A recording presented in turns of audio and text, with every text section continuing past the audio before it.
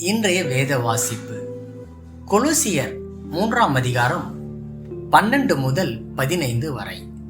ஆகையால் நீங்கள் தேவனால் தெரிந்து கொள்ளப்பட்ட பரிசுத்தரும் பிரியமுமாய் உருக்கமான இரக்கத்தையும் தயவையும் மனத்தாழ்மையையும் சாந்தத்தையும் நீடிய பொறுமையையும் தரித்துக்கொண்டு ஒருவரையொருவர் தாங்கி ஒருவர் பேர் ஒருவருக்கு குறைபாடு உண்டானால் கிறிஸ்து உங்களுக்கு மன்னித்தது போல ஒருவருக்கு ஒருவர் மன்னியுங்கள்.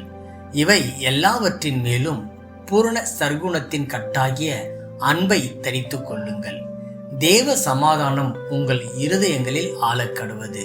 இதற்கென்றே நீங்கள் ஒரே சரீரமாக அழைக்கப்பட்டீர்கள். நன்றி அறிதல் உள்ளவர்களாயும் இருங்கள். இன்றைய நற்செய்தி. மறுக்கல் மற்றும் அனைத்தும். இங்கிலாந்தின் பாதுகாவலர் என்று அழைக்கப்பட்ட ஆலிவர் கிரெம்வெல் 17ஆம் நூற்றாண்டில் வாழ்ந்த ஒரு படைத்தளபதி. அந்நாட்களில் இது போன்ற முக்கிய நபர்கள் தங்கள் உருவப் படங்களை வரைந்து கொள்வது வழக்கம். அதுபோல குரோம்வெல்லின் உருவப்படத்தை வரைந்த ஓவியர் அவரின் முகப்பொலிவை குறைக்கும் குறைகளை தவிர்த்துவிட்டு அவரை அழகாய் வரைந்தார்.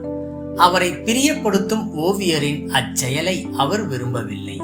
அவர் அந்த ஓவியரை பார்த்து, என் முகத்தில் இருக்கும் மறுக்கல் மற்றும் அனைத்தோடும் என் முகத்தை வரையுங்கள், இல்லையேல் உங்களுக்கு நான் கூலி தரமாட்டேன் என்று எச்சரித்தாராம்.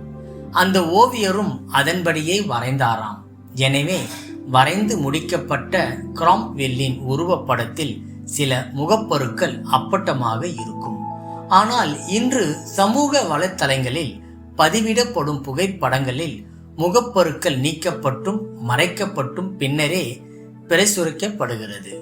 மறுக்கல் மற்றும் எல்லாம் என்ற பதம் இன்று மக்கள் தங்களை தங்கள் தப்பிதங்கள், குறைகள், சிந்தனைகள் என்று அனைத்தையும் உள்ளது போலவே ஏற்றுக்கொள்ள வேண்டும் என்பதை வலியுறுத்த பரவலாய் பயன்படுத்தப்படுகிறது. அது சில வேளைகளில் மிகவும் கடினம்.